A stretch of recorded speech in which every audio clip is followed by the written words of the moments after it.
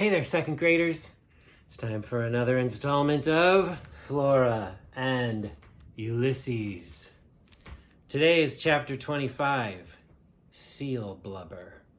I wonder what this chapter is going to be about. Flora's father's car seats smell like butterscotch and ketchup, and Flora was in the back seat, where the smell of butterscotch and ketchup was the most powerful.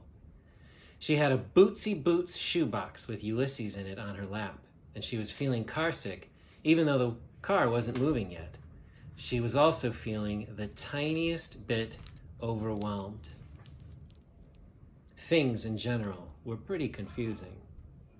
For instance, here was Ulysses, sitting in a shoebox, knowing that there was a shovel in the trunk of the car, and the man driving the car had been instructed to whack him over the head with the shovel, and the squirrel didn't look worried or afraid. He actually looked happy. And then there was Flora's mother, the person who had given Flora the shoebox. To protect your little friend on his journey, we'll just put this washcloth in there as a comfy blanket. She was standing at the door, smiling and waving goodbye to them, as if she weren't truly an arch nemesis of Ulysses. Talk about the darkness of 10,000 hands. Nothing was as it seemed. Flora looked down at the squirrel. Of course, he was not what he seemed either, and that was a good thing, an incandesto thing. Flora felt a shiver of belief, of possibility, pass through her. Her parents had no idea what kind of squirrel they were dealing with. Her father put the car in reverse. As he backed out of the driveway, Flora saw William Spiver standing in Tootie's front yard. He was looking up at the sky. He turned his head slowly in the direction of the car. His glasses flashed in the sun. Tootie appeared. She was waving one of the pink gloves as if it were a flag of surrender. "Stop the car!" she shouted. "Step on the gas," Flora said to her father. She didn't want to talk to Tootie, and she definitely didn't want to talk to William Spiver. She didn't want to see herself reflected in his dark glasses.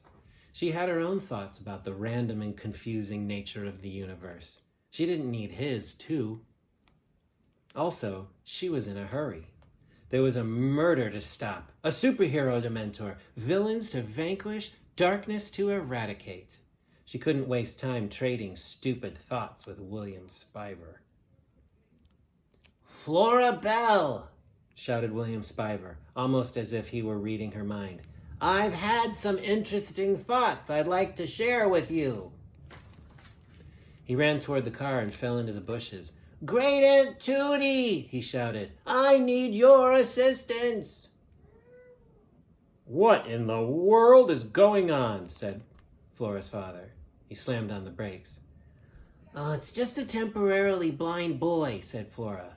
"And Mrs. Tickham from next door. She's his aunt, his great aunt. Never mind. It doesn't make any difference. Keep going, Pop."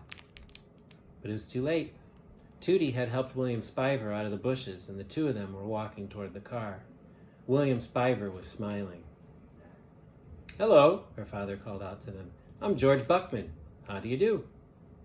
Flora's father introduced himself to everyone all the time, even if the person was someone he had already met. It was an annoying and extremely persistent habit of his. "Hello, sir," said William Spiver. "I am William Spiver. I would like to speak to your daughter, Flora Belle." "I don't have time to talk to you right now, William Spiver," said Flora. "Great Aunt Tootie, can you assist me? Will you take me to Flora's side of the vehicle?" "Please excuse me while I escort this extremely disturbed and neurotic child to the other side of the car," said Tootie. Certainly, not a problem," said Flora's father. And then he said to absolutely no one, "George Buckman, how do you do?" Flora sighed. She looked down at Ulysses. Considering the human beings she was surrounded by, believing in a squirrel seemed like an increasingly reasonable plan of action. I want to apologize," said William Spiver, who was now standing beside her window. "For what?" said Flora. "It wasn't the worst poetry I'd ever heard." "Oh," said Flora. Also, I'm sorry that I wouldn't take my glasses off when you asked me to. Well, take them off now then, said Flora. I can't, said William Spiver. They've been glued to my head by evil forces beyond my control. You lie, said Flora. Yes. No, I don't. I do. I'm engaging in hyperbole. It seems as if the glasses have been glued to my head. He lowered his voice. Actually, I'm afraid that if I take my glasses off, the whole world might unravel. That's stupid, said Flora. There are bigger things to worry about. For instance? Flora realized she was going to say something to William Spiver that she hadn't intended to say. The words were out of her mouth before she could stop them. Do you know what an arch nemesis is, William Spiver? She said. Of course I do, William Spiver whispered back. Right, said Flora. Well, Ulysses has got one. It's my mother. William Spiver's eyebrows rose up above his dark glasses. Flora was pleased to note that he looked properly surprised and shocked. Speaking of Ulysses, said Tootie, I have some poetry that I would like to recite to him. Are you sure that now is the time for a poetry recitation? Said William Spiver.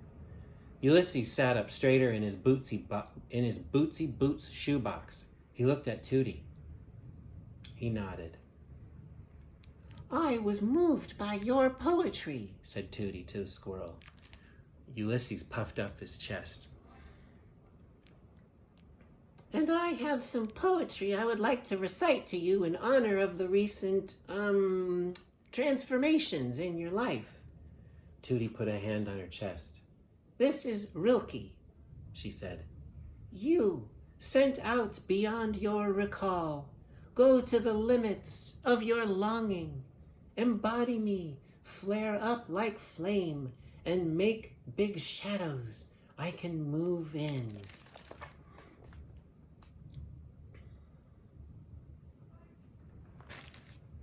Ulysses stared up at Tootie, his eyes wide and bright.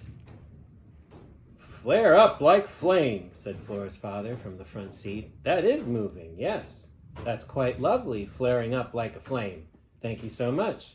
We have to be on our way now. But, will you return? Said William Spiver. Flora looked up and saw William Spiver's words hanging in the air above him, like a small tattered flag. But will you return? I'm just spending the afternoon with my father, William Spiver, Flora said. It's not like I'm heading off to the South Pole. Terrible things can happen to you had done an extensive piece on what to do if you were stranded on at the South Pole. Their advice could be summed up in 3 simple words. Eat seal blubber. Eat seal blubber. It was astonishing, really, what people could live through. Flora felt cheered up all of a sudden, just thinking about eating seal blubber and doing impossible things, surviving when the odds were against her and her squirrel. They would figure out a way to outwit the arch nemesis. They would triumph over the shovel and the sack, and they would triumph together like Dolores and Incandesto. I'm glad you're returning, said William Spiver. I'm glad that you're not going to the South Pole, Flora Belle. Flora's father cleared his throat. George Buckman, he said. How do you do? Yes, it was nice to meet you, sir, said William Spiver. Remember those words from the poem, said Tootie. Yes, flare up like flame, said Flora's father. Oh, I was speaking to the squirrel, said Tootie. Oh, of course. My apologies, the squirrel. I will see you again, said William Spiver. Beware the arch nemesis, said Flora. I will see you again, said William Spiver. We're off to fight evil, said Flora as her father backed the car out of the driveway. William Spiver waved at the car. I will see you again. He seemed so stuck on the idea of seeing her again that Flora didn't have the heart to tell him that he was waving in the wrong direction. Okay, my dears, I will see you later. I will see you tomorrow. I'll see you the next day after that.